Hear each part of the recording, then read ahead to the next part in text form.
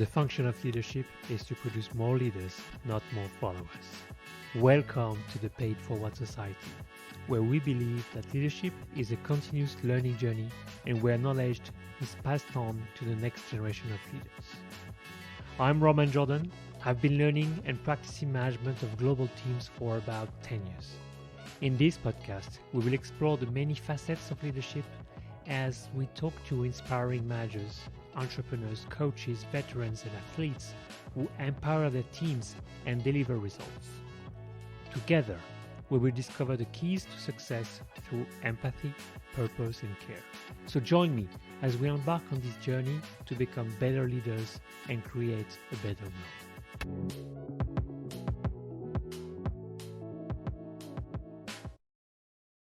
All right. Hey, Nico. Hey, Roman. Welcome. Thank you. Today we are two French people in a room in San Francisco and talking in English. That's very cool, actually. Yeah, it is. So you are a CEO Yes. of a company, of a startup and a tech startup. And today we are not going to talk about what is the life of a startup or what is the life of a CEO, but I'm more interested in knowing from you, what is your path as a leader? Obviously, as a CEO as well, became, from the founder to the CEO that you are, and what are the things that you have learned along the way as a leader, and what are the mistakes you may have also done, and what you have learned from that. And that's about it, I think. All right. Yeah. Super interesting. So I hope it will be. So let's start with the intro. Who are you? I'm Nicolas. I'm French. I grew up in the southeast of France, and I made most of my career in Paris in the first place, and progressively in the US. It's now over 7 years that we operate in the US as well. An international business. I had maybe some background. I had two before I started Easy Movie 10 years ago. So it's an old startup. And it was a long journey with like several steps and in different countries. So that's also the part that is interesting because we operate in France, in Tunisia, and in the US. And even in the US, you can tell there are differences between East Coast and West Coast. Yeah, plenty of things to share probably. All right. Perfect. So that sounds good. So if that's okay with you, I think what I'd like to discuss more of is maybe, giving an introduction of what you did with those agencies and how you grow from 0 to 1 as a leader, and then moving on to Easy Movie, what the company is doing. And also similar with where the different steps as a leader that you went through from, being one founder, or you had a co-founder as well. Yeah, co-founder as well. And from a team of two to a bigger team. That would be an interesting journey because I guess people are always a bit curious about what's the life of an entrepreneur in this case. So there's a lot of things that are, I would say, business related. Yeah. So how you build a business, how you grow a business. But there are many things also that are related to the human aspect of leading people. So how do you inspire people? How do you join people? How do you recruit people? How do you hire people? Yeah. Grow them and build this big company from a leadership point of view? That sounds interesting. I guess it's pretty interesting the way you put it because I never thought about it. But when you're an entrepreneur, the first person you need to manage is yourself in the first place, and then your partners, and then the first people that join the company. But it's true that if I look at the early years of my career, so before Easy Movie, and especially one agency that I had for over 7 years, it was a long journey with not so much management, not that many people, a lot of coordination because we would have more freelancers and vendors than we had staff, even though we had 1, 2, 3 persons, but that remained like a very small agency. And so that's one thing. But the first thing really, I guess, was like to manage yourself and manage your partners as well as they manage you. That's the concept of a partnership. But that's a first phase where you learn to adjust with people in a context where, contrary to any other company, you're setting all the rules from scratch. And so in the beginning, there are no rules. So your first job, but you don't think about it. So you don't do it actively, or at least we didn't think about it. It's now that I'm looking back at these times. But I guess it's a first challenge because you have to adjust to a lot of things. You have to create everything from scratch. You have to understand your expectations, your partner's expectations. You're focused on a goal, and you don't realize at this point that you have to build something that is bigger than you, bigger than your partnership.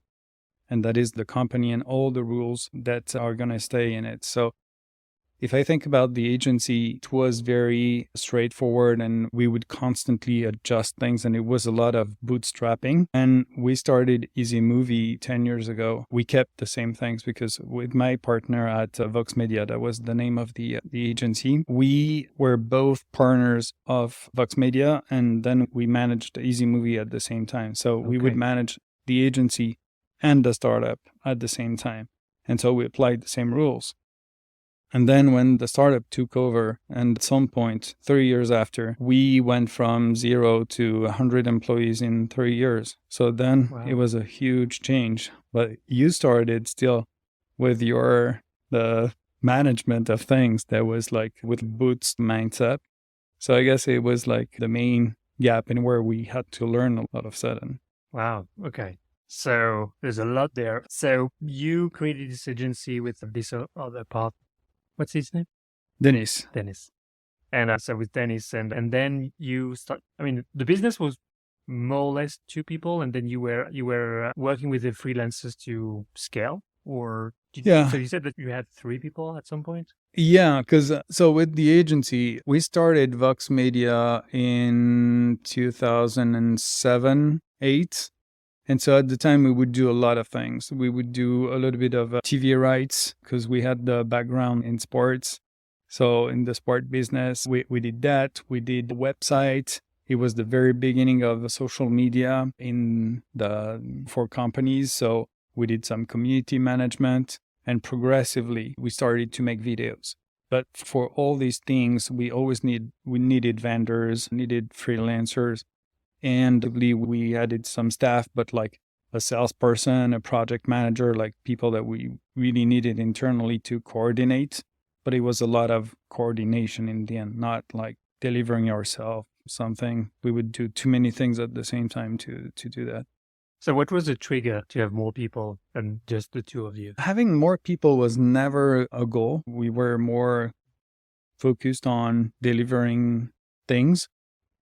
And the big shift was like shifting from a service to a product. And these are like very interesting. And when you start with very little money, it's good because you can make money pretty fast. Not a lot of money, but you can have something sustainable. Whereas a product usually requires investments and everything. And we didn't have that. We didn't have access at the time to all of this. We learned along the way.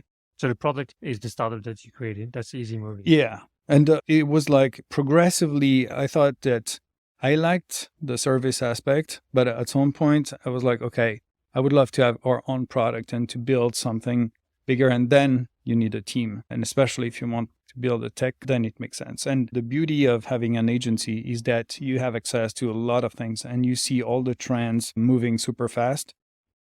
And that's how we saw 10 years ago that video was becoming something pretty big with a big demand for social media and things like that. That was the beauty of it. But the big shift was then to be like, okay, I would like to build a product.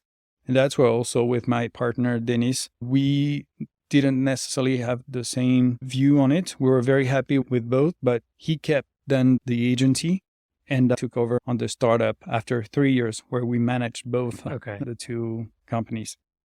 So going back to my question, was the trigger to hire people the fact that you were spinning off and having a new type of business, the products? Yeah. And sorry, that was what I tried to explain. But when you shift from having the service, and it's very easy to manage vendors because you go from project to project. But when you build a product, you have to have a long-term view and you need to have people internally. So that's really where there was a shift, and we needed like engineers, we needed the salespeople. So that was really to build something long-term and one project. And that's what was super appealing to me also, like to have a 3, 5, 10-year project with a team that you have to grow. Okay. And have you had any experience as a manager before or as a leader before? No, because I started my first company when I was 25. So right after, I never had a real contract in the company. Okay. And it's probably something that I missed along the way, to have this view of a structured company and how you organize stuff and how do you empower people. I mean, a lot of things that company have thought about a lot, and we had to figure it out along the way. Okay. So how did you do? I mean, tell me about your first hiring, for example. First hiring, I guess the first ever was a salesperson for the agency. We I don't even remember how we did it. I don't think it was through LinkedIn or an ad like that. And then we did it for a lot of people. It was not structured at all, but it was like a very old school kind of thing. I don't even remember, but we had not that many candidates. And we didn't know, I mean, even the interview process, we didn't know how to do it. So it was like you do a first interview. That was my partner and I. You ask a lot of questions. You think it's all about fit. And at the end of the interview, and you do 3, 5, and you're like, okay, they're all good. Or you don't know how to pick, how to choose. You don't have the criterias. We didn't have a process for it. So you would just ask people to come again, and we would work on like a case or something to try to figure out things. But we didn't know where we were going. So we picked someone randomly, and we were lucky enough to have someone that really helped the agency take over. So looking back, what would you have done differently? Oh, that's the thing. With all the things we learned in the past 10 years, I would do everything very differently. But yes, starting with the interview process and really think about it and be super intentional in many ways, like to think more about the job itself before we start the process. I mean, yeah, I guess it seems obvious, but it's something we didn't do. We were like, okay, we need a salesperson. We were super busy all the time. So yeah, let's put an ad somewhere, and we have candidates. We see people. If we like them, we hire them. And the next 2 people, it was connections to that person, to others. I mean, and so there wasn't even like an interview process every time. We were like, oh, I like that person. Let's hire that person. Okay. It was a big mistake, of course. Yeah, I can imagine. Okay. I can see why, I mean, you would operate in a scrappy way, because that's what we do. You don't have time for everything when you build a startup, when you build a company. So you are learning on the job. Yeah. Yeah, and all of this. And I think it's after you make some mistakes that you feel that you have to think about the way you structure things. But yeah, didn't have like examples of structured process, and even like the internships or the few jobs I had in companies, it was very straightforward. It was one meeting. Oh, I like you. I like you. Okay, let's do it. So I thought it was the way to go. Then in tech, maybe it's the opposite. It's maybe a little bit too much, or it can be, but there's a logic behind. And actually, I like the logic of really digging and exploring and get to learn the person. But it requires also for yourself to explore what's your culture, what are your values, what are the things that are really important to build a strong company in the long term. But also as an entrepreneur that bootstrapped a lot of things, for me, for years, I was scared that everything would stop 2 weeks later. Yeah. But for years. So having a long-term vision, it's not that easy, because, I mean, you're thinking about how you're going to pay the bills at the end of the month. So it takes a while, and that's when the company grew, when we raised money, that you start thinking very differently and that you have time to put more things together, I guess. Okay. Going back to those first employees, how did you manage that? Or did you manage that? That would be a question for them. Actually, the answer would be interesting. We tried, and the way I work, I like to have visibility on the things that I work on. We would right away have meetings on Monday morning, and that's the things for the week. So there was structure in that way, and we were, I think, not too bad at giving visibility about our expectations and on having a plan and following up on it on a daily, weekly basis. Okay. Have you ever had hints about micromanagement? Because as managers, we want visibility. It's sometimes a fine balance to find between scrutiny and the visibility. Yeah. I guess it's something that happened a little bit later, or at least I realized it, or I got feedback on it later when we had middle management and a bigger team, where people thought that we were like checking too many things. That when you start having more process, a CRM, and that you're being very picky on some things, that's when also it's a shift for some people. And the first employees are like, dude, you've changed a lot. It didn't used to be like that. But before that, I don't think we did too much of micromanagement. But again, maybe it was, yeah, I think the way I like to work is like to really have conversations and like weekly meetings on the task, but then everyone is responsible like to deliver the task and then to ask for help or whatever. I and neither of my partners were too big on needing to know all the details and all these things, but you don't know in the end until you have the feedback, and we got it later for sure. Okay. That's interesting. How do you manage the growth of your employees when you are a small team and you are growing the company? Because people may have aspirations to take more or have a bigger scope. Is that something that you got training on, or you thought about it, or it was organic depending on how people asked? Yeah, I guess it was quite organic, but organic, I guess, is the way to say that we didn't think about it and that at some point we were facing problems. So as we were super involved at each stage of the growth of the company, I feel that the first 10, 20 employees, yeah, 20, we were super connected. So it was all easy because they had a lot of visibility on where we were going. They knew that we were building a much bigger team and that there would be opportunity for them. There was a lot of trust and we would see everything on a daily basis and things happening. So for that first group, I guess it was very easy to see opportunities for them. And especially in the sales team, very quickly, they had opportunities to become team leaders. And there was a path to be then director. And even though there was a VP of sales in France and then in the US, there was a career path for most of them. Like that was the first phase. And also we were growing super fast. So like from 2016 to 20, we would grow 100 to 200% a year in terms of people and in terms of business. So it was constant opportunities and we needed people to grow super fast. And it was more the opposite. Sometimes we were like, oh, we don't have enough people growing, so we need to hire people from the outside. And that became then a bigger problem when we had too many people from the outside, because then when you're a manager and you don't have the company culture, and if there's a strong company culture, then people are not happy at all. So that's another problem. And I guess when we had some times where the business slowed down, or at least the growth slowed down, then it became more complicated. And for some jobs, for example, I'm thinking right now of the customer success, exactly. For some of them, it was complicated to see what the next step could be for them. There was a hierarchy in place and not that many options at some point.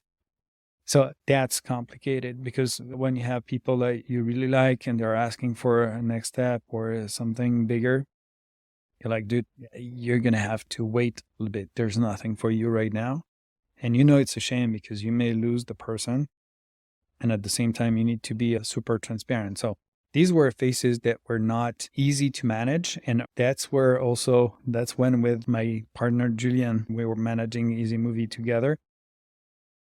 We were like, okay, we need to think more about the career path and think about it with all the managers and formalize more things. Because in the first place, it was obvious. Then you had to make it more obvious for everyone and anticipate the questions. Because for us, it's never a question. We see the big picture and we don't realize that a lot of people can feel they're stuck or that they should look for another option somewhere else. Okay, cool. Interesting. So I want to go back to the earlier times when I think you said that. So it sounds like the first milestone was about 20 employees. Yeah, about that. Okay, this is where you bootstrap the company. And so how did you manage that those 20 people? So both Julia and you were splitting the team, the 20, and you say, okay, I'm taking care of the sales and product, and you take care of marketing, I don't know, or Yeah. something else. So, yeah, that happened after the first 20, I guess, because we also had something pretty specific, which is so the headquarters were in Paris, but the first year's Easy Movie in Paris was super small and was bigger actually in Tunisia. That's the biggest. So when did you open Tunisia? So Tunisia, even we had a team before we started. Yeah, before we started Easy Movie, and it's with the potential of this team and what we were accomplishing with them that we're like, there's something different to do, and here is maybe our product and our next step. So we had the idea of Easy because we had this capability to scale the video production, and then we were able to have a team and grow that team. But so the first step was to manage a team of people that have a very different culture and remotely. In the first years, I would go every month at least to Tunis to spend a week with everyone and build a team. But still, most of the time, we were managing this team remotely. And it was 2012, and that was a real challenge because we would have never done it with a French team. And there we had to do it with a team in Tunisia and with the reputation of Mediterraneans in general. And that's where I grew up. The biggest surprise was to have a team that was super reliable, super loyal and everything. So we were very lucky because otherwise it would have been a nightmare. And that's how we could scale in the first place. But actually, now that I think about it, my first experience in management and really with a scale was with this team. And it was a team, very rapidly, a team of 6 to 8 people. So for me, it was a lot. All of a sudden to manage it happened in the course of 3-4 months to all of a sudden have 6 people in Tunisia and find ways to work together. And it actually helped our business to build more tools and have a bigger stack to better communicate, and we had to do it early, much before COVID and in general. How did you learn to manage a distributed team? Because we tried a lot of things, but our thing was always to make things super simple and to start to build from there. At the time, we also had a team of consultants. They were called the Open Mind. And they were helping us. We would have a meeting on a monthly basis. And one of the consultants once told me, when you hire people, one thing that is great, and you can do it only in the early days, is to tell them the first day 3 things that you like, that you want to happen, and 3 things that you don't like. And it can be stupid things, like I don't like people that are late, so I want you to be on time on all meetings. That's something that I expect from you. Or in the contrary, I don't care about it so much, or whatever. But at least you frame things with not a lot of rules, and rules that are super simple and super simple to easy to remember. And I think I kept this advice in everything, like to try at all times. Maybe I didn't succeed, but to try to not have too many rules, but to make sure that these rules are super clear and enforced at all times. That's how I started to manage things, and including with the team. So we would have like very simple things to do or ways to communicate. And I remember for years, there was like a kind of a check-in, check-out. What are you going to do today? And at the end of the day, okay, what did you deliver it? And if not, why? And it was over email. And if not, we would have a Skype call every 2 or 3 days. That was Skype at the time. And that's how we would manage most of the things. And it was very simple, but in the end, pretty efficient. Looking back at it, I don't think I would change a lot of things. It was pretty smooth and efficient. Okay. So basically, every day they will report on what they were planning to do and how much they delivered. Yeah. Okay. Even though it was something that was very new, because in video, like people were used to make very long projects that would take weeks Yeah. to be delivered. And all of a sudden, our concept was you have to edit to 4 videos a day with a process, with a lot of things that we thought a little bit differently. But still, it was a big change. So we didn't know where we were going. So we had to build a process and check if what we wanted to accomplish was actually possible. Yeah. With a remote team that in the first place wasn't sure where we wanted to go. Because the concept with Easy Movie was really to, at the time, agencies, including Vox Media, would deliver videos in weeks or something for a very high price.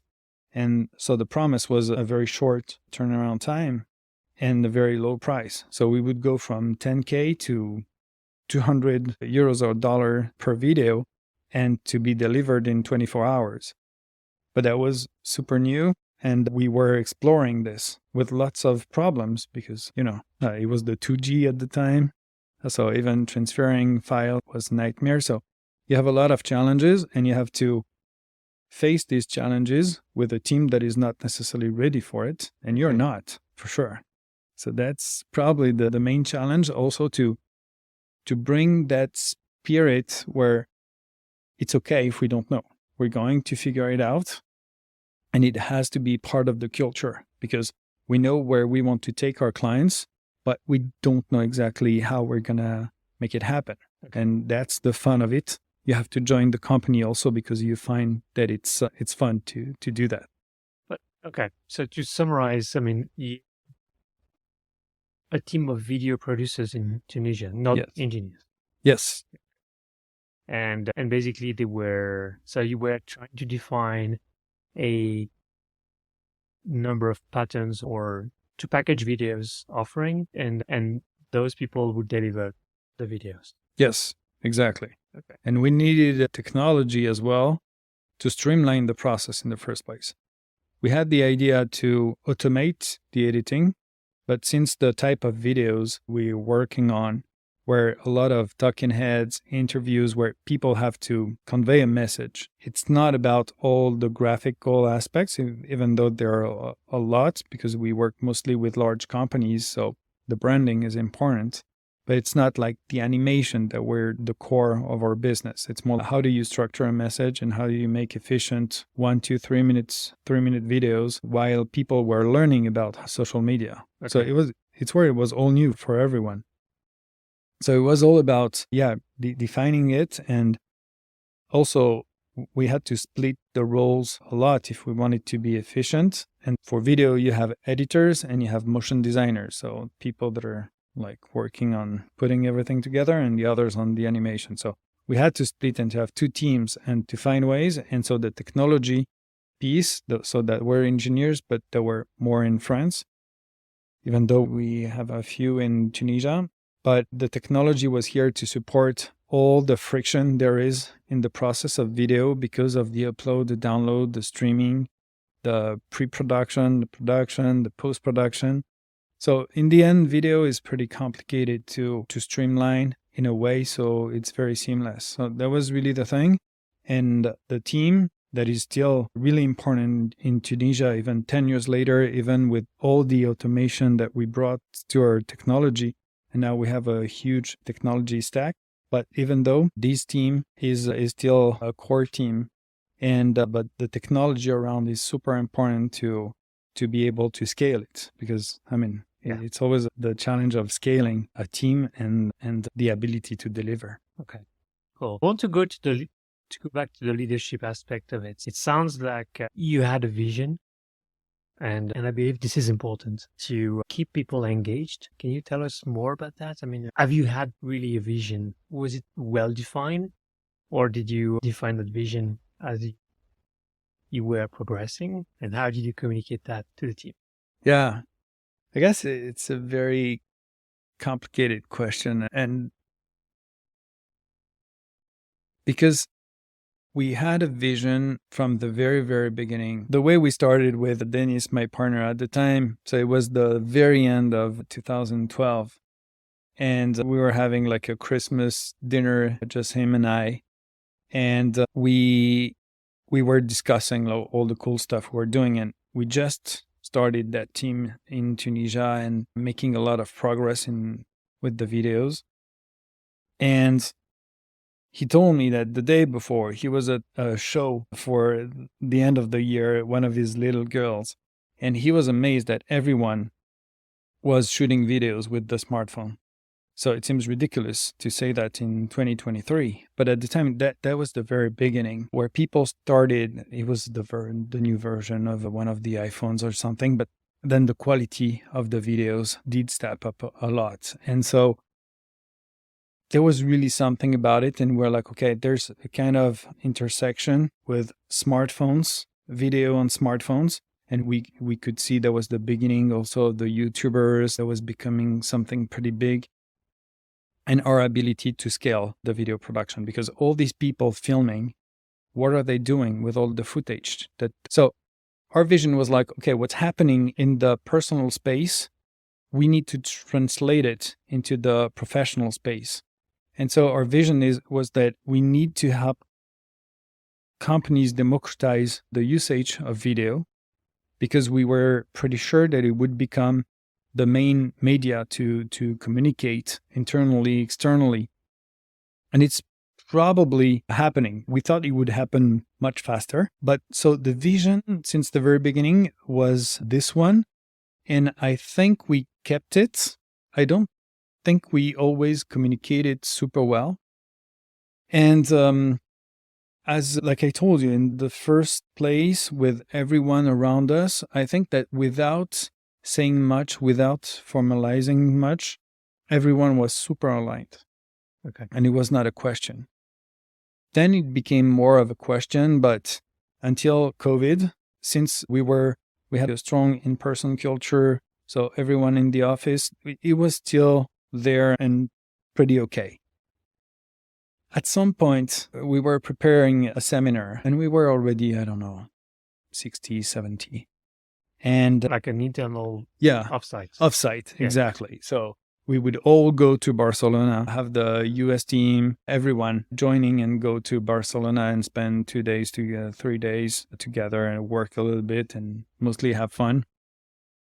And for one presentation, we had a consultant helping us. And he pointed that it was super weird that we didn't have anything about the values, about stuff like that. And we were like, okay, we think that in most cases, we see it as bullshit. And we don't want to go that route because we really value the real relationships we're building with everyone. And if we serve that speech, it's not going to work and it's not us. But it was a moment that was important. We realized that we could not keep growing without formalizing more who we are, where we're going, and give more visibility. And during this seminar, we worked with that consultant and we did two things. We started working on the values, and he did like an interview of each person, like to also start mapping out what people thought about the company and the type of company. So different exercises that were pretty interesting in the end.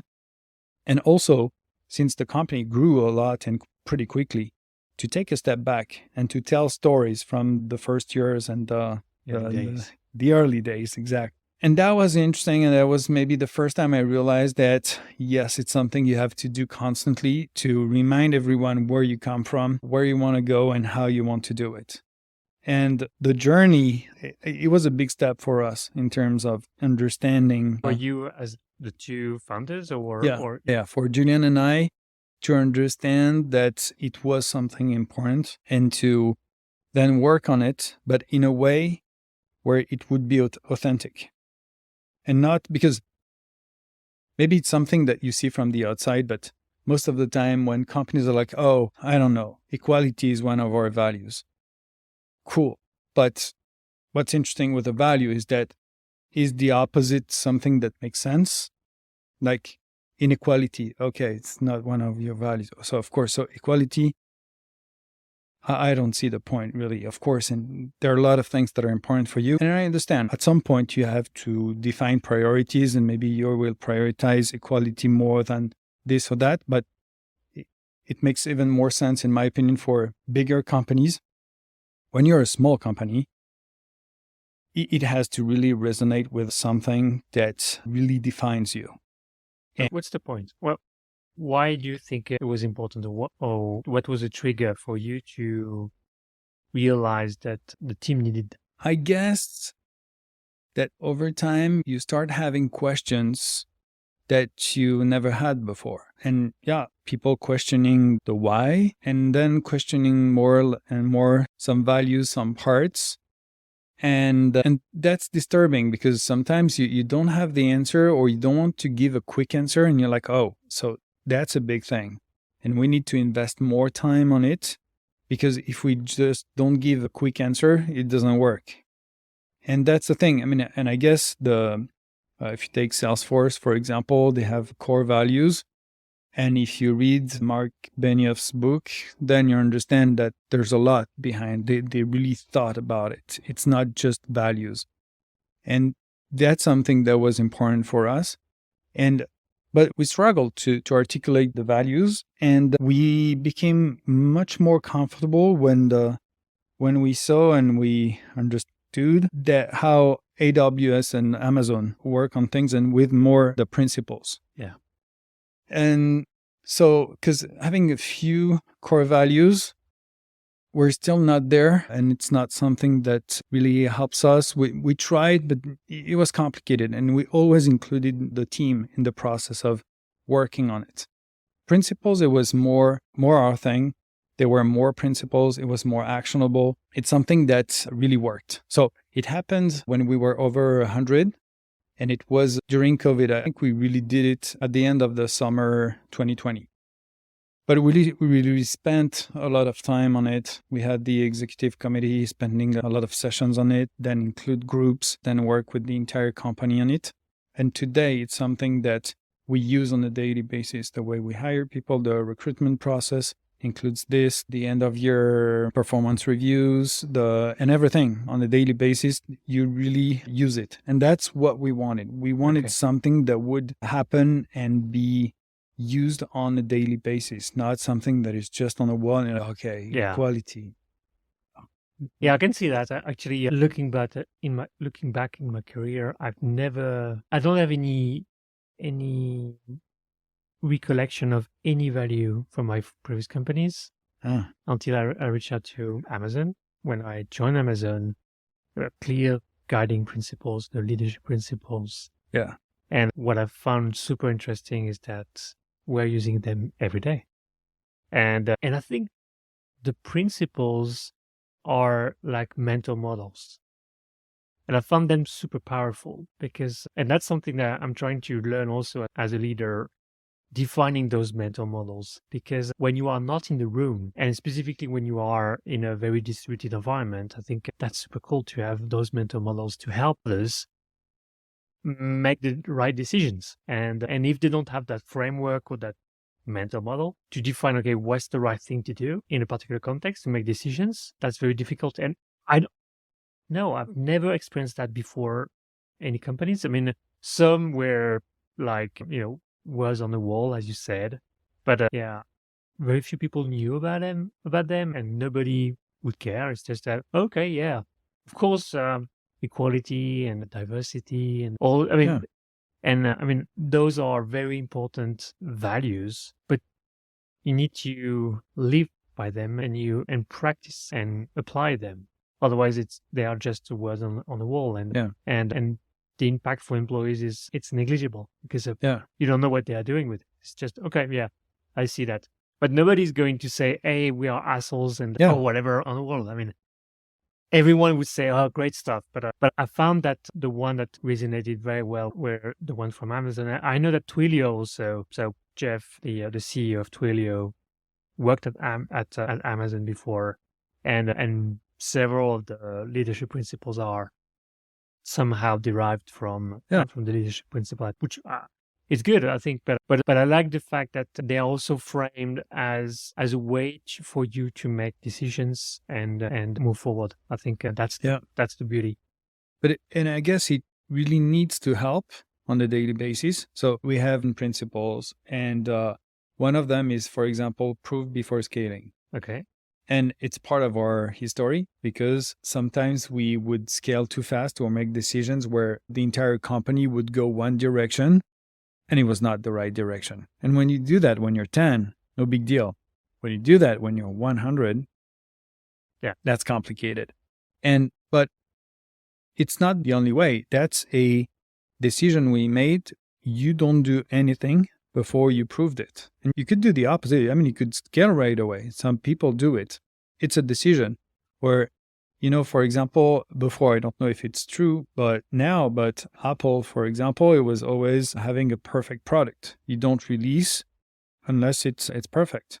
Google was more like you ship it and we'll see, but speed is more important. And I find that's where principles can be more interesting on a daily basis than values, because values, it's consensual. Yeah. It's never the opposite. There's no choice. Yeah, it's equality. So then why equality is more important than trust? Okay. But you don't want the opposite. Here, it's the principles are helping to make decisions that are hard to make, because that's a real decision. Should we go fast or should we make a perfect product? And there's no good answer. And that's where principles were more interesting for us, because we could work around this and help people make these complicated decisions, but where it really relates to a company culture. Our culture is either to ship fast or to build like the best possible product, regardless of how long it's going to take. Yeah. And then I think it's interesting. And I guess it's really a big thing in terms of management, and it's something I will keep for the rest of my career, to always work. And very early on, if I start a new company, which will probably happen at some point, I will very early on work on the principles. And maybe I will keep the ones we have today because I'm super comfortable with it. And depending on if I have other partners, we would discuss it. But I feel it's a super good conversation to have very early on, to define your company culture, the way you like to work, the mistakes you made and that you don't want to do the same. And there are mistakes that you're fine with, but principles help you frame the way you like to work and avoid like to make mistakes you don't want to make again, and the risks you're ready to take. But then people understand it very quickly, and they can also enable and empower each other because you define the right framing. Okay. Yeah. That's good. I think it's related to where I wanted to go also, but we went a bit too fast. But I think I was interested to know, how did you transition from having direct reports to having managers of managers, or becoming a manager of managers? Yeah. And that too, it's a big one, and it happened without me really realizing it. I guess the first manager I got, because they're your partners, and your partners are pretty much everything. They're your counterpart. They're other managers. You manage them, they manage you. Yeah. But it's the same level and you do pretty much everything. And then when you have new people, usually it's first line employees, and you manage them directly. And at some point, one of them becomes a manager because you're growing. So I guess at least the first I have in mind is Arthur. He was one of our first salesperson and became the VP of sales right away. So that was a big step for him. But he went to being by himself to managing one person. That person left, so he was managing nobody, and he had to rebuild the team. But he ended up a few years later having 18 salespeople and 10 SDRs and having 3 team leaders. So he grew really with the company and he brought a lot of value. But that was the first experience. But in that case, I never, formalized things and be like, oh, okay, he is like now a VP, whatever it means at this point. And I have some middle management, so I have to adjust things. It was just the continuity. We would work together. And that's also where having a lot of people that grow with the company organically is super interesting, because there's no big change. There's no moment where you have to redefine everything. There's a continuity. Sometimes it's complicated because they need to get more freedom and to have more legitimacy. And I know with him, sometimes it was hard because I was still always around and talking directly to his sales team, the first team. And so it's a constant adjustment for everyone, especially when it's not structured, which is what happens in the early days of a startup. So I guess that was the first step to realize it, but afterwards that, everyone has to find how to really work together. And I feel it's never the same, like depending on the people, depending on if they grow organically or if they come from the outside. And that too, to me, was always much harder to manage people, to manage managers coming from the outside, because they feel they have to set their rules, they want to change habits. You don't necessarily want that, or you absolutely want to keep your culture. And that's something that, the really hard times we had at Easy Movie when we hired too many people from the outside, and it became a rule to be like, okay, now we want 80% of our future managers to grow organically and not to be hired. So I prefer the company to slow down the growth in terms of people, but we wait for people to be able to take over on management roles as opposed to hire too many people from the outside. So how do you help them become managers? Because, as you said, usually, and that has been my experience also, usually you would nominate the person who has been the best performer as a manager. Yeah. And they are not necessarily a good manager. No, and they think they want to be managers, but they actually don't. And it's actually, we made a lot of mistakes, and maybe you want to talk about it too, but we never really trained our managers. We never really helped them transition from an IC role to a management. I feel we tried to be there for them, but maybe we should have invested more in consultants and stuff like that, or some ways to help them grow. We did it not enough. We did do what you said to promote the best salespeople, also because you don't want to lose them. Yeah. So they need a next step.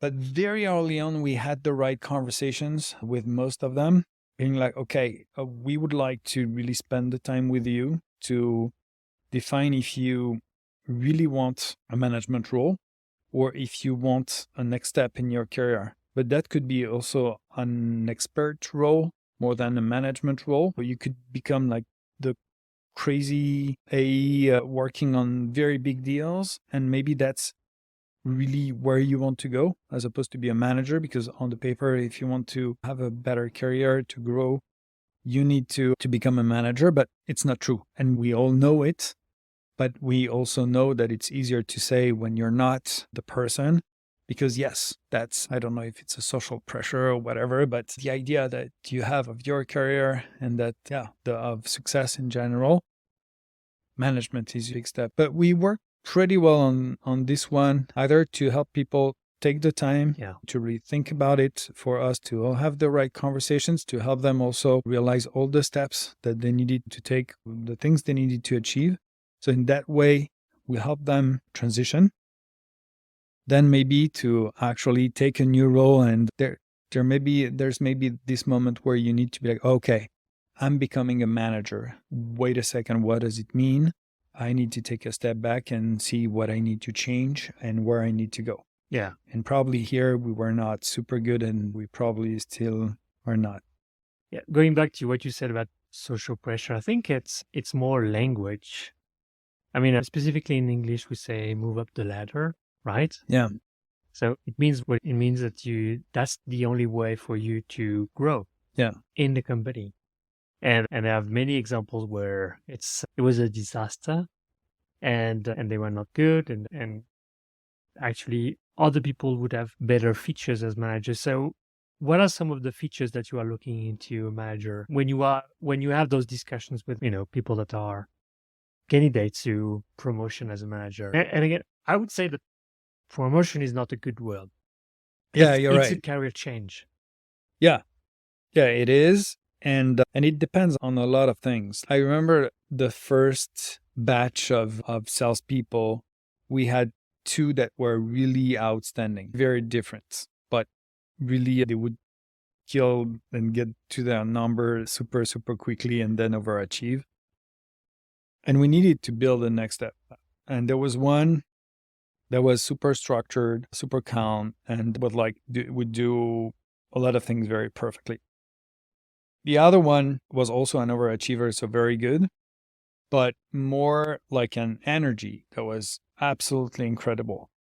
And the two of them, we ended up promoting them to a team leader role, which is like a little bit in between because you're not like totally in charge of everything. You don't have to work on the sales strategy, the process and everything. It's more like still on the execution, but with a team, you're responsible for the team to So you're in charge grow of the admin, but not of the strategy. Yeah. But that's where it was interesting because if you're super structured, it's important, but the energy is even more important, like to help people to go faster, to find ways to bootstrap, and always challenge, So it's very two different things, but at this point that was super interesting and be like, oh, okay. And the one that was on the energy side of things that went pretty well. But then you were like, okay, we would need to help him a lot on structuring things. And he was also super young. And the other one, that was a very different path. So that's where, and depending on the different steps and what we need, because in a company like ours, every 3 months, your needs can change very drastically, or at least for a group of people, and you need to adjust and you need different skills. So to your point, the skills that are important, that changes a lot. And in the end, I would go back to the principles. What's really important is to have people that are really aligned with the company vision, with the way we work, with the management, with us. And that's really the connection and the alignment. And then the different skills are super important. And so the skills itself, it's not that important. Then there are the qualities that we all want to see in a team, but people that are proactive, that are loyal, that it's, that type of things that are complicated to find in the end. But that's where when you grow organically, you can see these things that you don't see. I mean, I always struggle to see it in an interview, and especially in a foreign country, like in the US, so many times I hired like people. I was like, he's incredible. And the interview process was amazing. And then the reality is very different.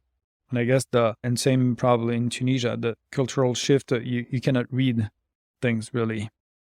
And so this is always complicated, and it's where like when people you work with them and then you promote them, it's much easier. And the skills in the end are not that important because they will learn, and we need different skill sets for many things. But principles plus this ability to be proactive, to make decisions, but it's principles. I found the principles super useful for interviews. Doing a lot of interviews at Amazon, and we do real interviews. Yeah. And the goal is to get a sense of how they operate in a specific, through the lens of I found that it was super useful for me to identify those people who could operate in those principles. And that's something that I struggled in the beginning, specifically before Amazon. When I relocated to the US also, I found that quite difficult because some people are really good at interviews because they sell themselves very well. But what I've learned at Amazon in the way we do interviews is to go beyond the surface and really dive deep into the data. So we are very data driven at Amazon. And I found that super interesting to go deep into the stories and say, okay, tell me about a time when you did this. And I found that with this, I would have enough data, but also because we are several interviewers asking different questions on different leadership principles. So at the end of the day, you have the different facets it's not perfect for sure, but it's data driven. And that helps us to really get a perspective on the candidates. And also, get a sense of their motivation as well, because I guess that's also super important. If someone doesn't have necessarily the technical skills or the functional skills, let's say, but they are great in terms of leadership principles, aligning to the leadership principles, and they are super motivated, then you have a great recipe for success because they will learn. Yeah. And that's also something that we look for because one of our leadership principles at Amazon is learn and be curious. So we also look at how they learn during the interview. So that helps us to say, okay, they are motivated, They align to our research, to our leadership principles, and we're pretty confident that they can learn. And that's a good recipe to source great candidates, I think. Totally. And it's definitely something that we're trying to do. And it's been several years that we're trying. But even though you understand it, and I totally agree with you, being able to do it in a 1 hour interview, it's not that easy. No. And I think we're starting to get better, but there's still things where you're like at the end, I like this candidate, we're going to hire him or her, but I know there are things that I was not able to really explore. And it's frustrating because you wish you could be able to. I feel that, I mean, then it's a job. Yeah. So I think one of the two things about that, based on my experience at Amazon, the first one is that we really prepare our interviews. So meaning that we have a clear plan of action and we know exactly what we want. So for different roles, we would identify some of the key leadership principles that we want to have an understanding of, and also some of the functional skills that we want to interview the candidate on. So that gives us all the key aspects that we want to have an understanding of. And then the second principle for those interviews is that if we don't have enough data, we don't hire. Yeah. And that's tough because you say, this person is like him. But going back to the data and being cold, let's say, about that, but saying, okay, do we have the data to say that? And on top of that, we have this rule of we hire people that are 50% better than people at the same role, same job, same level. So the question is, are we confident that this person is 50% better than 50% of the people at the same level? And if the answer is no or I don't know, then the answer is simple. We need to wait a little bit more for hiring this person, and they will interview maybe 1 year from now, 6 months from now. Have time for them to get more experience, but and maybe it's easier for us to say that because we are a big company and people are applying. So potentially our candidates, our pool of candidates is bigger than yours, and but I guess the constraints are pretty much the same. We need to deliver in the end, so we need people to deliver. Yeah. And I feel it's more about the maturity than anything, because having a pool of candidates, like nowadays, it's very easy to get to have a lot of candidates. That was never a problem. Our problem was maybe to have the good candidates in the first place, but even that, it was not so bad, I feel. But how do you choose? And how do you choose being very intentional and not by default or and I feel it takes a lot of steps, and you need to have the structure for it. And depending on the times also, in the first years when we were growing a lot, you're constantly overwhelmed, busy, you need to hire more. And when in phases where you grow no matter what, you're like, okay, this is not going to make a huge difference. I need manpower. That's when then there can be problems, not because people were not good, but maybe you hired too fast and you were not able to see that there would be disconnections, and you don't have the right people because they're not, I mean, the example we had before, but they prefer to ship fast than to do the perfect product. And at some point when you have a company with like half, wow, we have a problem. These are very different people. So that's the maturity you can have in companies like Amazon, I feel. And when you're a startup and a first-time entrepreneur, it's it's a real challenge. I guess it's probably the biggest challenge. And in the first place, like all the entrepreneurs that were much more experienced than I was, they were all saying that they were spending 50% of their time on hiring people and hiring the best persons. And I was like, okay. It sounded like super weird to me. I was like, I don't see that as the main challenge. There are so many challenges in terms of strategy, product market fit, marketing, sales, and everything. And in the end, now I understand very well what it means. And also because when it's too late, and that's one thing also in everything we do, it's easy to grow fast in a way and to build. And people, we're all very good at learning fast, but like, and creating new habits, but fighting against bad habits, old habits, that's something we all do not so well. Yeah. So when you grow too fast with a lot of bad habits, a lot of things that are off, then you slow your company for a very long time, I feel. But now with the principles that you defined, that helps you to go back to this productivity level or velocity. Yeah. But it's, a lot of steps. And it's why I feel if you do that from the very beginning, you avoid a lot of mistakes. And even for people to learn, because a lot of people join and they don't know how they are and what they believe in, but they just fit and grow with your company culture. But then if things are not super formal, they pick what they think is the right direction. Yeah. So that's where I feel a big part of it as a company grow in terms of management of everyone. That's really where everything can work together or not. And again, when you have to go backwards and rebuild it and people, no, we're not doing this, we're doing this. Oh yeah, but I like to do it and I did it for 2 years. Yes, you're right. But now we have to go this way in one direction, and that we had to make decisions. We try to make it collectively. We understand that not everyone is going to be happy, but we cannot adjust to 100 people. So at Amazon with thousands and thousands of people, yes, you have to. Yeah.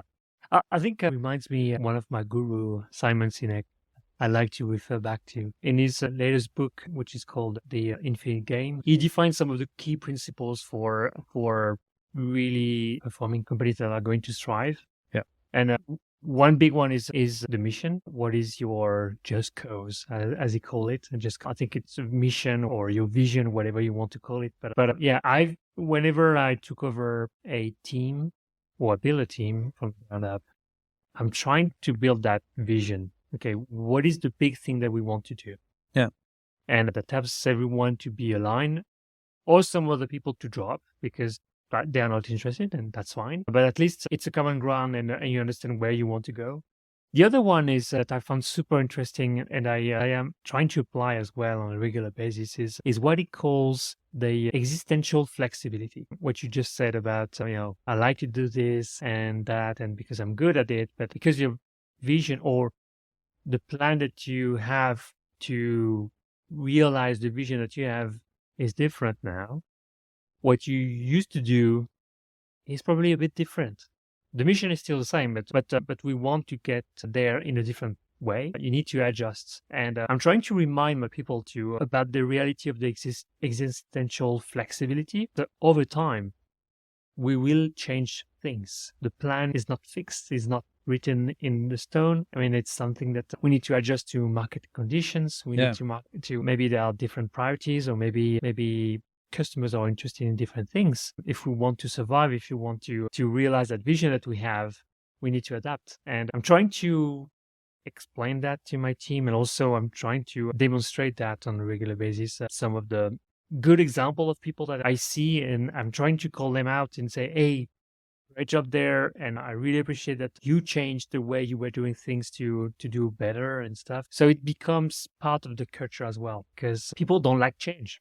And nobody likes change. But some people are more flexible and open to change than others. And I like those because they are agents of change, so you can rely on them and work with them, and they will inspire others to adopt a new way of doing things. But it's not easy, and that's something that you need to invest on. Yeah, and there's change and perception of change. Yeah. Because some companies are super good at changing, but the perception, or at least the bad perception of change, is not affecting the team. And in some companies, you can tell they're not changing that many things, but a slight change is like a revolution in the company. So that's really the perception. And that's where, again, like formalizing a lot of things, communicating is super important, because that's where people can be comfortable, because you get anxious when there's uncertainty, and probably it's uncertainty that people and we all don't like, as opposed to change, because change can be super positive, but change, if there's uncertainty, is really challenging. And the only way is communication, the only way to fight it a little bit. And as a company grow, that's the biggest change, I feel. Because when you communicate to a team of 10 or to a team of 100, and there are some people you don't really know, that's a very different thing. And that's where hiring the right people is so important. Again, not saying that some people are better than others, but if they don't fit with your mindset, your vision and everything, then it's hard because you have very little time to connect to these people. And so they understand where you want to go and to decide for themselves if they like the direction they're taking with you. And so in the recruitment process and then along the journey, the company, that's the thing as you grow that I feel is more challenging. I don't know if it's something that you see with your team because you have a very fast growing team as well. But this is a big shift, I feel. I think it is. And I think the leadership principles are super useful because if the rationale is aligned to the leadership principles, then it makes things easier because that's the way we operate and that's the way we make decisions. And the fact that we share and we explain that it's the right thing to do for our customers because we are customer obsessed and we work backwards from customers and we know that the data shows this. So we need to operate within this environment now, which was different from 1 year ago, 2 years ago, 3 years ago. Yeah. So it's not easy, but I think that the leadership principles are a very good tool. But that leads me also to another question I wanted to ask you about how do you scale through others? Because as you just said, I mean, when you are hundreds, you don't talk to everybody. I mean, maybe you have your all hands meetings and where you talk at the people, but you don't have conversation with them. So how do you scale through your managers? How many lines of managers do you have? Now we have a little bit less because we reorganized things also because of that. And at some point we realized for a small company, I think with Julien at some point we had 5 people between us and we're like, wow, this is super wrong. And we were even further from the field and our clients. And that's where we're like, okay, no, we have to reorganize things. So we spend also more time with the clients. Same thing, client obsessed. And then we need less silos and less layers of management. So we reorganized it, but I must say it's still a big question for me because the type of management I was very comfortable with and that's worked, in my opinion, was when we were in person. Yeah. I like informal. I like having happy hours with the team or coffee or lunch or a random talk. And we were supposed to talk 5 minutes and we ended up talking an hour or 2. I miss it a lot. And I don't think that I'm as efficient as a leader as I used to be before COVID. So this is still a question for me. I don't know we're not back to where we were in terms of efficiency and connection with people, because that's also one of the big reasons for me to be an entrepreneur is to accomplish things with a team collectively. And here now it's very different the way we accomplish things and even like to celebrate success. We're in the video business, so we make a video, there's a deal win. Oh, and I understand. So in terms of knowledge, it's great. In terms of, before everyone was in the office and there was like so much noise and we would have some drinks and celebrate and it was fun. So I don't know how to answer your question on the management. It's a real question for me. The future of work, future of communication is fascinating because there are parts that are missing, I feel, since COVID, so 3 years ago. And I know a lot of people are super comfortable. A lot of people love it because you skip the traffic. Yeah. You can work from wherever you want. I mean, there are a lot of things that are probably better. But in terms of team spirit, I'm really thinking about how to handle it. And it's a big thing that we have with my partner, Julien. And we haven't found the right thing. And yes, hybrid, and it's cool. And it's the best we can do probably now. But I don't feel that we're being close to the efficiency we used to have and the connection again, because people maybe some things are better formalized today, but the reason for people to work hard and to have the reward of celebrating together, to have this connection and this energy in the office, I feel this is missing and we're not compensating in any way. That's very us. No, I think I found that this is also my current thinking. I think there's a lot of value with working from anywhere that you want. That gives you the flexibility. I'm not sure it's a better balance because I tend to work much more when when my kids and my wife are back home, I'm here and I can spend time with them. I think what I'm missing the most is exchanging and brainstorming and challenging stuff. And I think there is a time for those activities and there is a time for tasks. So I wish I could spend more time with my team, but we are in a very distributed environment, not easy, meaning that I have people globally. So we try to do that several times a year. And I've found those meetings super energizing and everyone is happy. And I found that really everyone was happy to meet everyone else.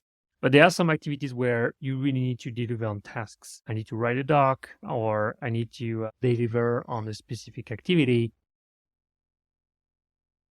This is where people are more efficient when they are home or whatever they want, but they don't have to commute. And so they can spend more time focusing on that task at the end.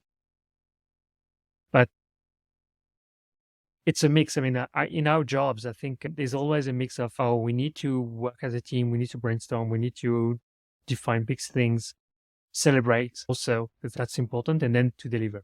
So the hybrid for me, it would be like this. And finding the right recipe is difficult, but that's the current mental model that I'm defining on how I approach this. So finding those times where we really need to operate as a team and brainstorm and define and discuss big topics or problems also. It's difficult to discuss problems as a team when you are remote. Yeah. The level of engagement is different. The level of energy is different. You may be distracted by something else when you are over video. When you are in IC, I can see the value of being remote and remote only. When you are a manager and you recognize those inefficiencies and problems and you want to solve for them, it's not easy. And I've had some problems to solve, and they were much easier to address them when we were all in the same rooms. Same room. Yeah, and then that's a big question, like talking about the company culture. Like, again, if I had to start a new company tomorrow, whenever that would be, I think a big part of it, or I would really think about it, to have a rule that we are an in-office company. Maybe not 5 days. I don't know. I don't even know. But you go to the office. That's where things are happening, and to have a team that likes it. Yeah. And because in the end, besides efficiency, to me, there are two sides of things in the business. And even with our mission at Easy Movie, like to democratize video, there are two aspects. We think that video can help be more efficient anyways, talk about it, but also to be more happy at work. And to me, that's the two things that are important. Efficiency, because that's how you make money for the company to grow and to pay everyone, and everyone is happy. And then there's the pleasure you get from the workplace. So when the workplace is at home, there's a first challenge, in my opinion. And then the energy, when you're connected and at the same second, you can celebrate the same thing. I think it's pretty unique. Maybe it's because I played sports and I was in the sport business in the first place, but I like this unique connection in one moment where there's so much excitement. Nothing can replace it. And that's purely my view of how I take the energy, and I feel an accomplishment. And same with also when you are not in the room at the moment where decisions are made, because, we were three in the office and we were just in front of a whiteboard and we started to sketch up a new idea. And you go and you decide, okay, we're going to do it. And if people are remote, it's difficult to catch up. So there are mechanisms to inform people, it's always a bit difficult there's fear of missing out. Yeah. But there's also an efficiency problem because you need to catch up. Yeah. So you are an individual and you have to reach out to those people to understand what was discussed. Where do I find the information? Do you have a doc about it? So you spend a lot of energy catching up. Yeah. And also people spend more energy sharing with others. So having a group of people being remote and having a group of people in the office is also problematic in some ways. Yeah. Yeah, and I guess that it's probably the biggest topic when it comes to management, because like management is about aligning people, connecting people. And sometimes there are teams that are working together for months, and a lot of them have never met. And to me, it's weird. Yeah. And building trusts. I mean, we are social animals, and building trust is a big thing. And it's easier to do it, face to face and over videos. Although, I do it, and I work very well with some colleagues of mine that are remote, and but it's more expensive. And as in, you need to invest more time. You need to do the right thing to connect and on a regular basis. And it's less easy than it was in the past when we were face to face. Yeah, that's the thing between transactional and informal.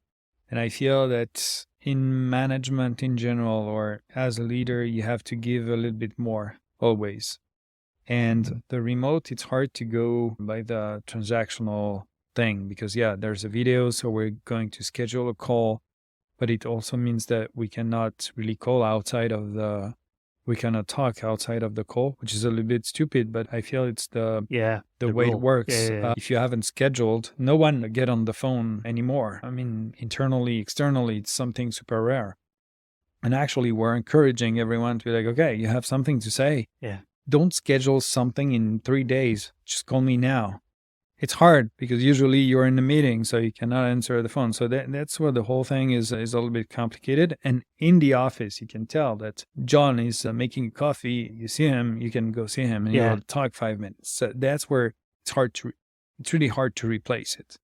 But yes, how do you avoid things to be too transactional and you keep some informal? And I don't believe in the happy hour on Zoom and stuff like that. No, it's artificial. Yeah, it was fun in the beginning, but it's artificial. And also, I've seen that the level of engagement went down. I mean, very few people would join afterwards. So, okay, what's the point? Yeah. And also, I mean, if I have to have a drink, I should do it with my friends and family. Over Zoom, there's really no benefits. So, especially after a full day on Zoom. Yeah. But Another one? No, thank you. Wanted to ask you a question because of your background. You have a PhD. You are a philosopher. I'm working on a PhD. I have a master's in philosophy. Okay. Yeah. How does it help you, guide you in your leadership, in your way of being a leader to have this background as a philosopher? It's hard to answer, but one thing that I realized, and we talked about it with my partner, Julian. So he has a total different background because, yes, I studied philosophy and then I became an entrepreneur almost right away. And he went through one of the best schools in France, worked in a bank, then was an entrepreneur, then worked at McKinsey. So more like mainstream, and went to the best institutions. And what was funny is that we realized after working together, because we were friends, and that's also something I like to work with friends. Then after some times that we were working together, we realized that we would work pretty much the same way. And in the end, at philosophy and his school and McKinsey, it's pretty much the same methodology, like where you split things, like big problems, you split it in several smaller problems. And so that was funny because you wouldn't tell that it's the same approach, But in many ways, one thing that I learned from my years in philosophy is first, I guess, the attention span, being able to spend a lot of time reading, writing, and do that. But then, how do you look at a problem? And so to be able to split it in a way so you can accomplish progress in many ways to get to your target. So it's funny because it was pretty much the same thing with something like philosophy that seems to be super, I don't know, the idea that people are, it's like super creative and stuff, which is not necessarily the case. But I feel that philosophy is super, super interesting. In France, especially at the time, it was just if you want to be a teacher or if you're like someone weird somehow. But I feel it's a big mistake because through philosophy, you have to study everything. Logic, religions, history, everything. Mathematics. So mathematics, exactly, everything. And then you have a methodology that is interesting, and you have access to a lot of people that thought about how to approach a problem. So that's pretty interesting. Cool. Okay. So I learned about something about philosophy. So that's good because I remind my years at high school where we were doing philosophy. And, and I remind a very bad score at my exams. I liked it, but whatever. Yeah. Have you got mentors? Yes, I've had several, and by mentors, it can be like very different persons. Like sometimes that were like much older persons with a lot of experience. Sometimes it was like friends that were just more advanced on the topic. So I don't know how we define mentors here. As you're saying it, I'm realizing that right now I don't have that many. That I have around me a lot of people that are inspiring.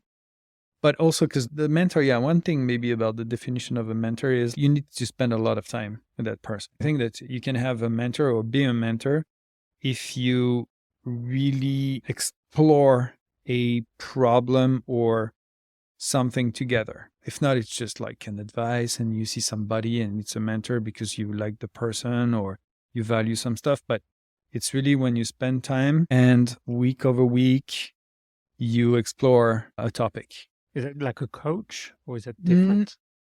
No, because coach, I would see it like super transactional. Okay. But mentor, it's more like someone that you enjoy having conversation with. I feel it's like when you look backwards, you're like, oh, that person was really a mentor. You cannot be like, oh, I want this person to be a mentor, I feel. Because you cannot decide that you and that person will have enough time in the coming weeks or months to actually build something where you accomplish something and you made big progress thanks to that person. But maybe it's a question of definition of what a mentor is. But to me, a mentor is someone that helps you accelerate on a topic or on a problem, on something that is meaningful to you. And so you can tell afterwards. Okay. I guess. Okay, cool. Are you looking for mentors? Yeah, I guess. But it ties back to the remote things because when I'm with the team in the office space, I'm really with the team. Yeah. And if not, when I'm remote, I met less people also. And same thing, I wouldn't imagine mentorship in a context where it would be remote. But maybe what's your definition of a mentor? No, I guess it's someone that can not necessarily give you the answers, but at least challenge the way you look at things. Maybe give some examples of how they solve a problem, but not necessarily. I'm not looking for, what I'm looking for into a mentor is someone that is going to challenge me or challenge my thinking. Yeah. And indeed, I think it's not a transaction. It's more a continuous engagement where you can go back and forth on the topic. I would not necessarily engage with a mentor for a simple problem. I think it would be more a bigger one, big problem, and thinking about it. And have you read the Phoenix Project? No, it's a great book from Gene Kim. It's about DevOps and the adoption. It's a novel, actually. It's how a company, so it describes a company, but it's written in a very engaging way. And one of the character, Eric, is acting as the mentor of the main character. And a bit like Yoda. So, as in very cryptic, he would not give direct answers. He Right. would give directions. And then Yeah. you need to explore further by yourself. And I think I like this way of mentorship as opposed to a coach where basically the coach would answer your questions directly and say, okay, how do I do this? Oh, you need to do this. You need to practice 5 days a week or whatever and give you the structure. I think I see, I mean, you are a philosopher. Meiotics. So, Meiotics, Socrates, maybe this kind of engagements, I see that more as mentorship. Yeah. Oh, I totally agree. And a way, I think the outcome is for me to be able to grow. Yeah. And I'm starting a relationship like this with someone more senior than me. So I have a lunch with them tomorrow. I'll tell you in a few months how it goes. But yeah, I'm hopeful that they will be able to give me some of the direction I'm looking for. And I guess that's the real game changer when you find a person. And I guess it can be a friend. I guess the person that had the biggest impact on my career is called Remy. So he's a French guy, but we spent so many hours. He's the one who took me to Tunisia in the first place. And we spent so much time. And he had a view on business and the knowledge that I didn't have at the time. And he helped me take so many steps, but that was never the purpose of it. That was a continuous conversation that we had even over years. But that's the impact on me and on my career and even on my life is, it's impossible to measure, of course, but I know it's huge. And there are few people that have an impact. They don't even know it most of the time. And you realize it after a while when you're like, okay, I know that this person helped me, just like you said, challenge things, think differently. And then with a complete different approach, you realize that the outcome of your actions is completely changed. Yeah. Yeah. That's, to me, the real mentors, but it requires time, a big topic. You're right. It cannot be a problem. How do you do this? But it's like something, you need to take a step. You don't even know what that means. So you need someone to take the time to explore things, and at some point drives you to a direction, hopefully the right direction. Yeah. I think I had one in the past, Chris, with a K. He was the VP of sales in the former organization I worked for. And luckily we were in the same country. He was in Switzerland, so we were 30 minutes away. He was in Lausanne, I was in Geneva. And from time to time we had lunch and he would come to me with big questions. Yeah. Okay, this is a problem. What do you think? And that was quite tough actually, because he was coming with big problems, but I would go back and think about it. And after a few days, I would say, hey, can we meet again? I've made some investigation. I collected some data. Here's my current thinking. And I don't know whether those questions were rhetorical or whether he had the answers already, but definitely he helped me increasing my scope. And maybe he had already answers, but I came back with my answers and we discussed about them. And that was super useful because, it was really pushing me beyond my boundaries and my knowledge. And that was super inspiring. Learned a lot. It was really cool. It makes a difference. That's where a few people help you take a big step. Yeah. So, besides mentors, how do you progress? How do you improve as a leader or as an individual? I guess books and podcasts, definitely. I think it's super inspiring, like to listen to people's stories, to read people's stories, you mentioned Simon Sinek or others. There are so many books around now where people like really tell their story. I don't know if they tell the real story, but they try good hard to. Yeah.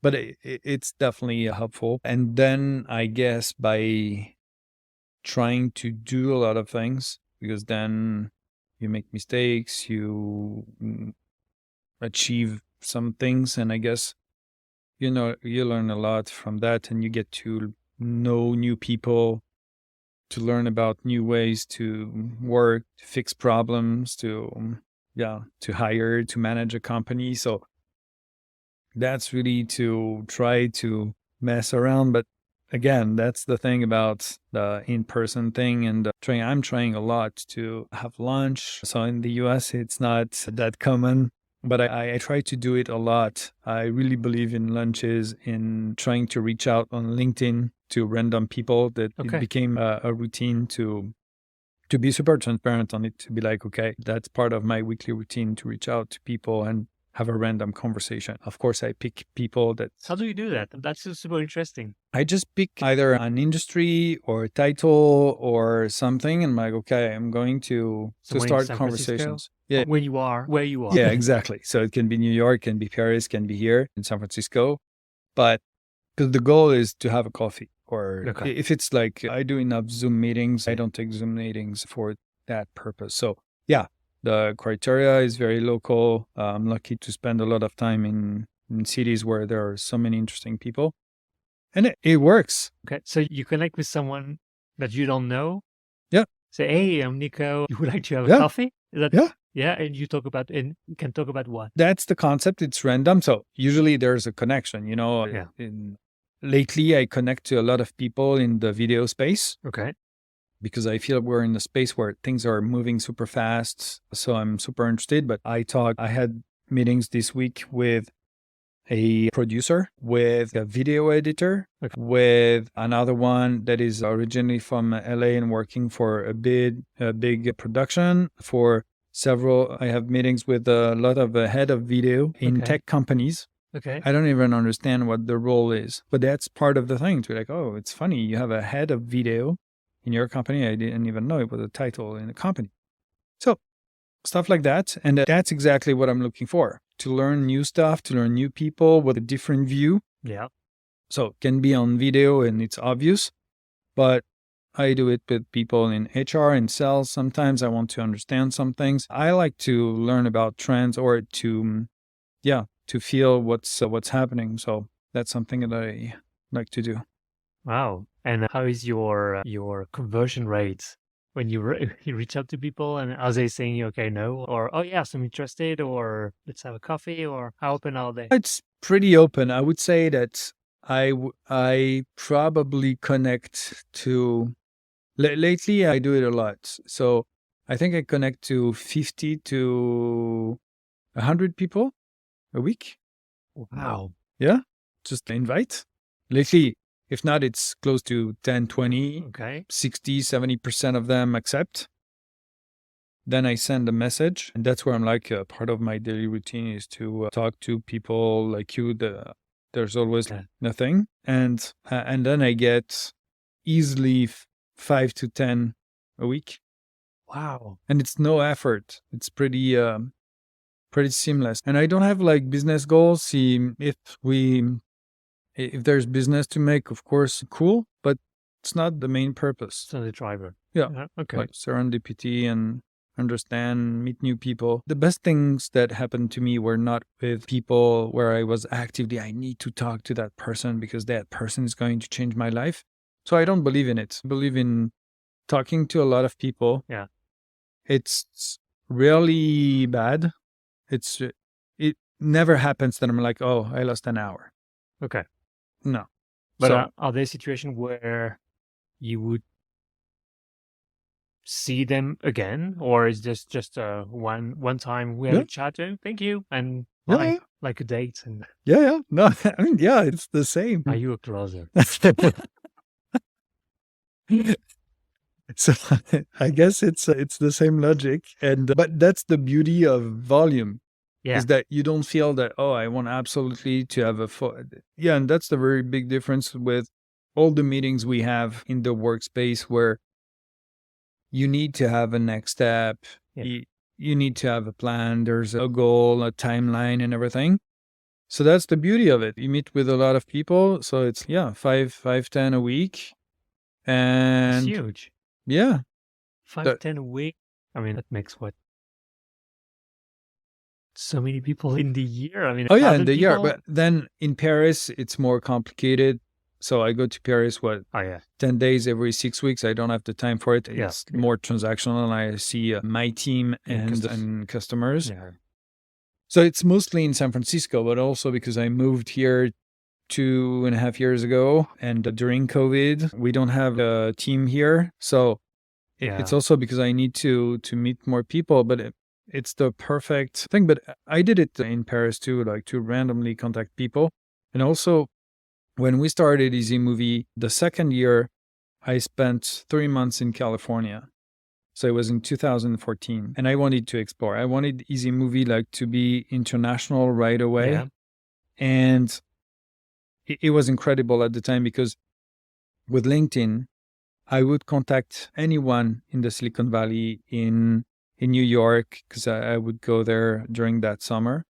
And the connection rate was phenomenal. Okay. But that was crazy. So I got to meet everyone I wanted to meet. This is totally impossible nowadays. Okay. But that's where I started to get used to it and be like, okay, if you contact people, they will be okay as long as you're not selling or bothering them and you have something to share. And right now, things are changing. After 3 years later, that was over. In 2017, you could not connect very easily to people. You needed a lot of volume. But now, people like to connect. Like, out of 5 people that answer, 2 will say, oh, I didn't see many people this week. Yeah, let's do it. Wow, okay. Because, with the remote thing, so everyone is happy to connect and in a way that is more informal. But I told you, I'm very into like informal things. Sure. So I'm trying to be consistent. But I find LinkedIn is phenomenal to learn. I want to do that. That you should. Yeah. It's fun. Okay. Yeah. I never heard about it. So it's cool. And it's so easy. And it's obvious. I mean, you want to meet somebody, you just reach out to the person. Yeah. Wow. Okay. So going back to how you improve, you said that you listen to podcasts. Books. So do you have one book to recommend? One that changed a lot of things and that probably led to Easy Movie because it was a year before was The Power of Habits. Charles, very good, like to think more, to spend more time trying to explore the way we think and how we build habits. And I think it's very powerful to have new ideas, to manage people, to understand how we process a lot of things. It's probably a book that had a lot of impact on me. And recently, what books did I read that were interesting? Working Backwards on the story, one of the stories about Amazon. I thought it was super interesting. The guy at Apple, I'm very bad with names, that then founded Nest. Oh, okay. The book is Build. Okay. And I forgot his name, but he's a superstar of the Silicon Valley, so shame on me. But the book is super cool. I learned a lot. I'm currently reading Simon, The Infinite Game. Infinite Game. Yeah, rereading it. And yeah, I really like the stories from the people. And there are so many. That's the great thing about it. It's an infinite game. Indeed. As well. Yeah. All right. Last question for me today. Who should I invite next? Wow, good question.